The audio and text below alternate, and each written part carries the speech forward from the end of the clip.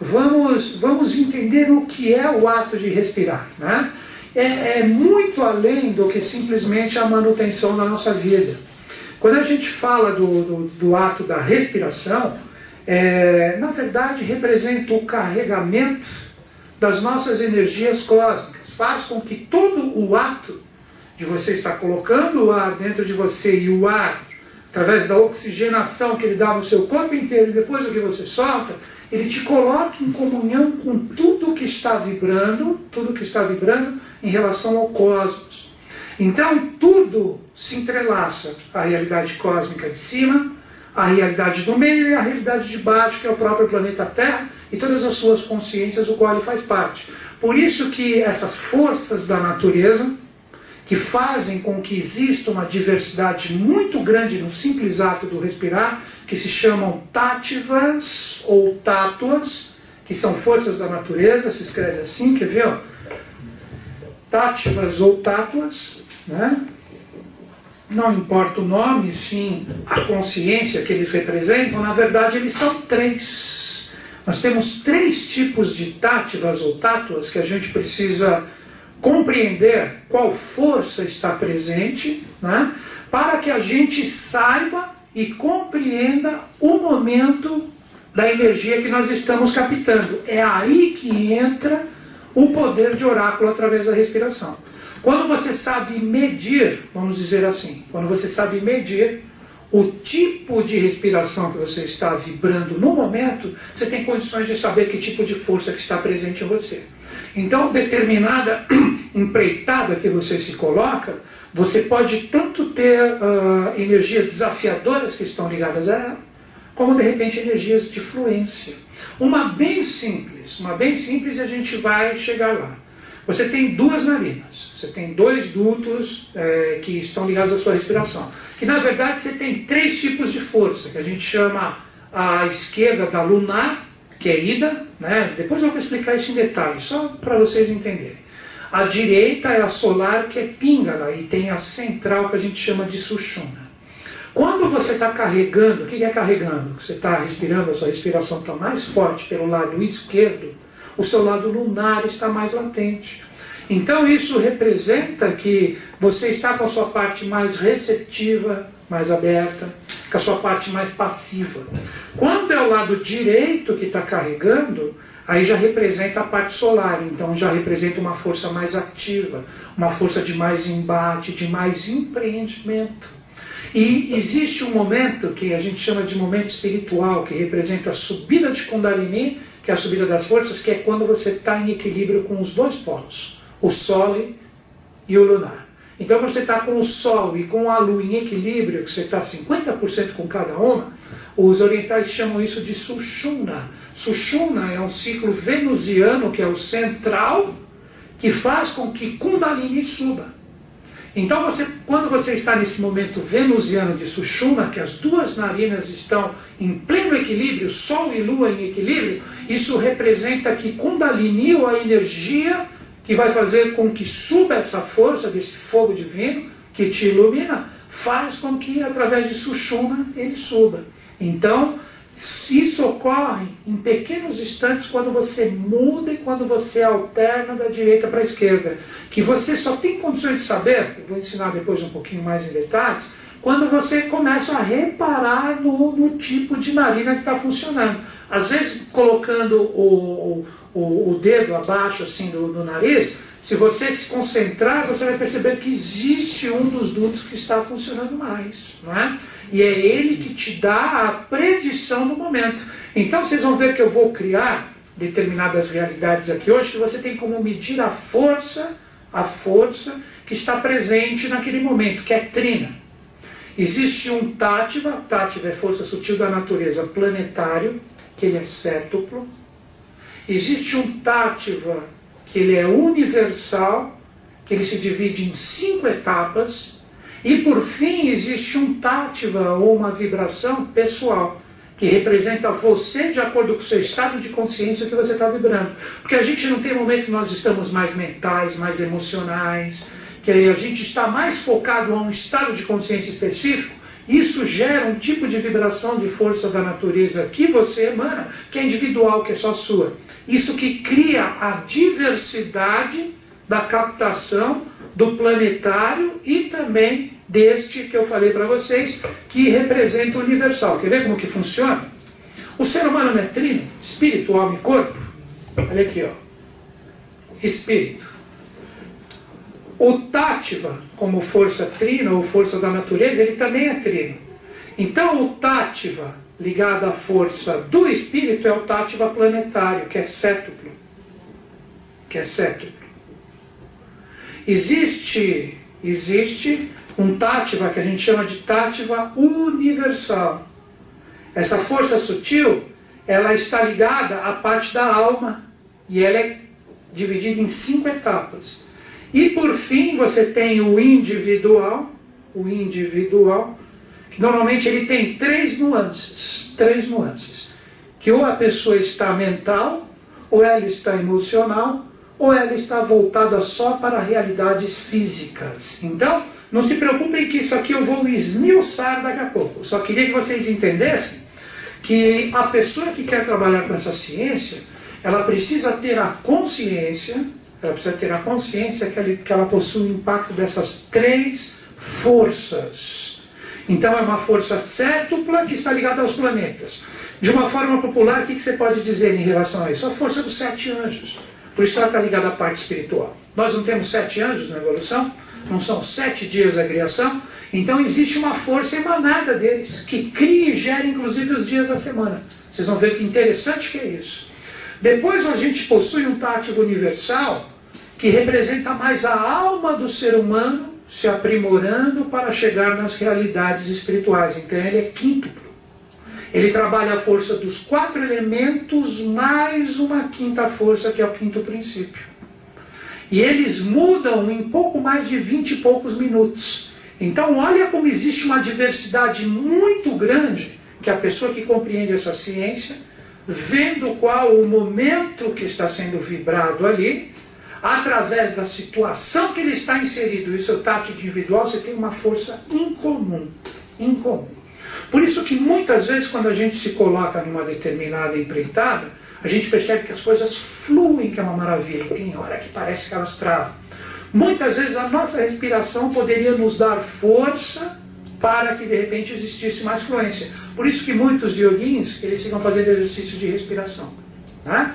Teve uma fase da sociedade que eu pertenço, quando o meu mestre estava vivo, o professor Henrique José de Souza, que todos os discípulos faziam uma yoga que se chama pranayama, porque não uma yoga, que é um exercício de respiração, que você tinha que colocar o ar dentro dos pulmões pelo esquerdo, pelo lunar, e soltar pelo solar da direita. Então o que você fazia? Você carregava mais o seu lado humano, que representa o esquerdo, para você se tornar um divino do direito, que harmonizando os dois, surgiu o central. Então fazia muito desse exercício. Existe até uma asana é gesto, né? Que você fazia o quê? Uma posição. Você colocava esses 2 dedos, o de Júpiter e Saturno, na fronte. Aí você, com o polegar, que é o dedo de Vênus, você segurava o da direita, você fechava o duto da direita, aí você puxava com o da esquerda. Aí depois você soltava com o dedo de Vênus, com o dedo de Mercúrio, que é o mínimo, você segurava, fechava o lunar e soltava pelo solar da direita. Então com isso, como disse meu mestre, estava transformando o humano em divino. Né? Mas hoje, após vários anos, isso já tem quase 100 anos passado, vamos dizer assim, nós temos as realidades de espírito, alma e corpo se confundindo. Elas estão muito assim na face da Terra, sendo jogadas para o ser humano, e o ser humano que estiver conectado capta. Quem não está conectado fica perdido. Eu vejo o momento atual dessa forma. As pessoas que estão se conectando às mudanças, as coisas estão andando e fluindo e não param a um segundo. As portas se abrem ininterruptamente. São pessoas que estão mais afinizadas com essa força cósmica, então a própria respiração, ela se afiniza através do tátil individual. Entenderam a força do tátil individual?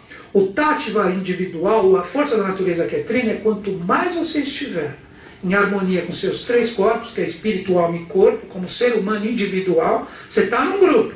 recebendo as influências do universal e do planetário, mas você tem a sua consciência individual. Cada um não tem a sua consciência individual?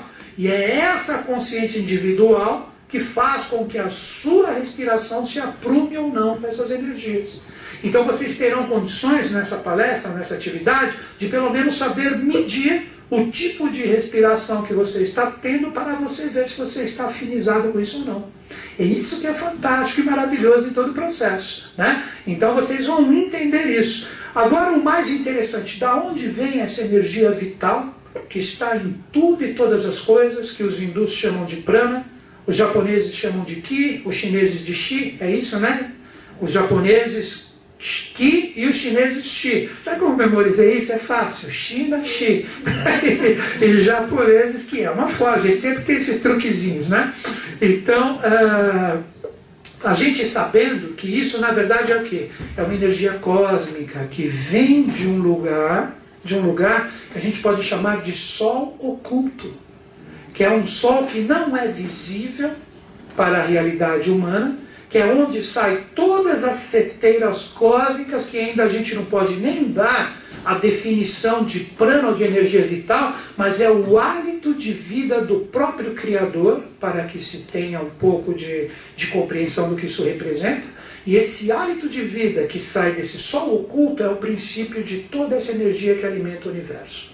Por isso que quanto mais você estiver afinizado com o seu caminho espiritual bem definido, né, ele bem firmado, mais você se afiniza com esse sol oculto. E quanto mais você se afiniza com esse sol oculto, mais essas energias são captadas por você. E elas são o quê? Elas são emanadas para dentro da sua energia através da sua respiração, através dos seus 2 dutos. Uma coisa só para ficar bem clara, antes da queda dos anjos, o prano, essa energia que hoje é polar, por isso que nós temos 2 dutos, 2 narizes, ela é unilateral, ela não era polarizada como nós temos hoje. Só quando os anjos caíram no contexto evolutivo que aconteceu a polarização, que criou-se os sexos, tudo isso. Então nós começamos a ter o quê? O lado solilunar em todo esse processo. Então vamos entender essa descida de energia que é muito interessante. Vamos fazer um desenho aqui. Os ocultistas, os teósofos, ou como vocês querem dizer, eles chamam, né, a mente de Deus em processo ainda sem forma, sem emanada, de substância.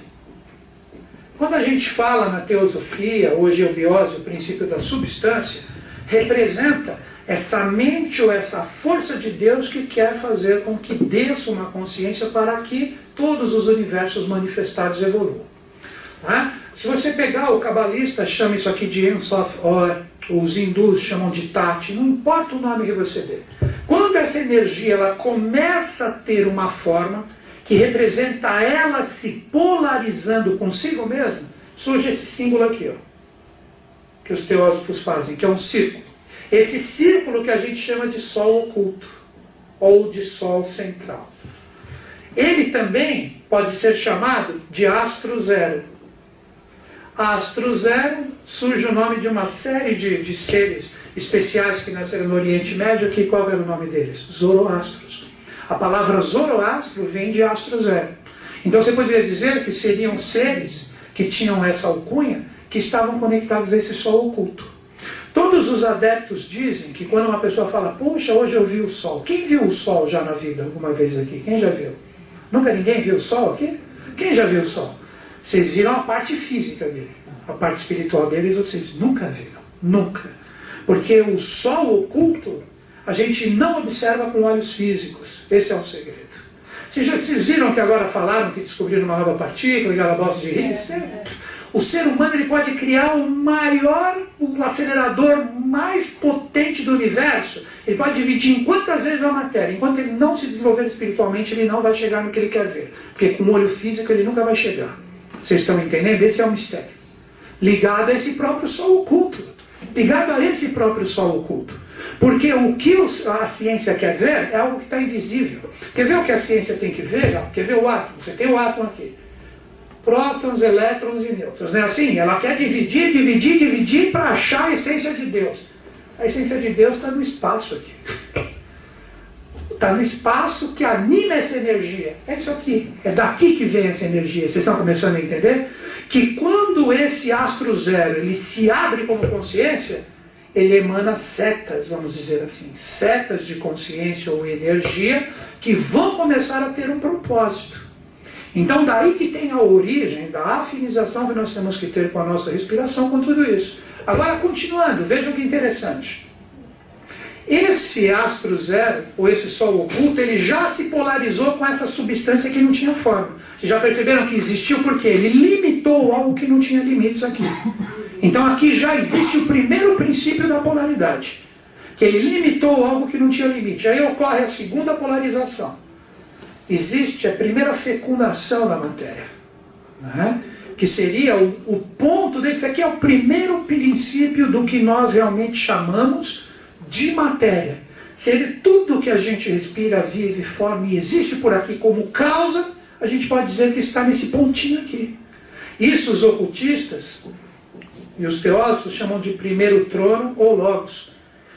Que houve o quê? A primeira limitação do que nós temos da matéria nesse pontinho dentro da emanação desse sol oculto. Só que aí ocorre uma terceira polarização. Vejam que tudo sempre possui dois lados. Tudo. Até a própria boca de vocês, eu falo isso na própria atividade. Todos os orifícios da sua face não são polarizados? Quantos olhos você tem? Uma pessoa normal, 2. Quantos ouvidos? Quantas narinas? Quantas bocas? 2. 2. Você tem uma boca. Tem mulher que parece que tem 2. Mas eu mesmo parece que tem 3. Não parece que tem 3? Não. Eu tenho 2. Mas a boca ela é andrógena. Por quê? Ela tem a parte dos lábios e do orifício e a parte masculina que é a língua.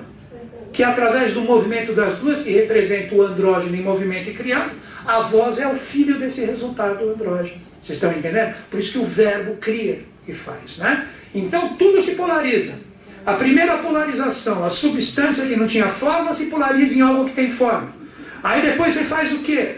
Você tem essa parte que começou a criar um limite, ela gera a segunda polarização, que representa o princípio da matéria dentro dela. Aí depois existe a outra polarização, que é o segundo trono. O segundo trono ou o segundo logos dos ocultistas. Que possui o quê? Começa a existir a definição dos mundos causais de cima e dos mundos que vão virar dos mundos dos efeitos embaixo, né? Que seria o olho do eterno, observando para cima, e o olho do eterno olhando para baixo. Então aqui os hindus chamam de Purusha, a parte de cima, que é a parte espiritual, e Prakriti, que é a parte de baixo que representa a matéria. Então aqui você pode dizer, entre aspas, que aqui você tem o pai e a mãe cósmicos, de todos os universos, que representa a neutralidade que existe no segundo trono. Quando pai e mãe começam a se fundir, esse que é o segredo. Aí surge a última polaridade para criar Deus e vocês entenderem o que é prana. Surge o terceiro símbolo, que é o quê? Eles dois em fusão. O espírito entra na matéria e a matéria entra no espírito. O pai e mãe começam a se relacionar. Estou falando pai e mãe não no sentido antropomórfico, estou falando no sentido criador divino. Então eles, como duas forças criadoras, eles criam esse símbolo. Porque aqui você pode dizer que você tem pai e mãe em cima e pai e mãe embaixo. Surge o quaternário, e daí é o terceiro trono. E essas três realidades, juntos desse sol oculto, geram e criam esse símbolo tanto usado, né, em todas as sociedades iniciáticas, maçonaria. Existe umas besteiras circulando na internet de Illuminatis e não sei o que. Tudo bobagem isso. Não entrem nesses papos aí não. Hoje os dominadores do mundo são os mal políticos, são os maus empresários, são as pessoas que rechaçam a evolução em prol dos interesses egóicos, né? Em menores parcelas a gente tem isso em pais e mães e filhos na família. Nós temos isso também nas escolas, né? Temos ou não temos? Aí que estão esses Illuminatis que o pessoal fala, né? Agora, vejam que interessante. Como é que você define a realidade desse... Aqui, ó. Aqui está o primeiro, aqui, ó. Aqui está o segundo símbolo e aqui está o terceiro. Olha aqui, ó. Então, todas essas forças que começaram a vir de um pensamento ou de uma ideia de Deus, geraram o uno trino. ou o que a gente chama de Deus, ou Deus manifestado.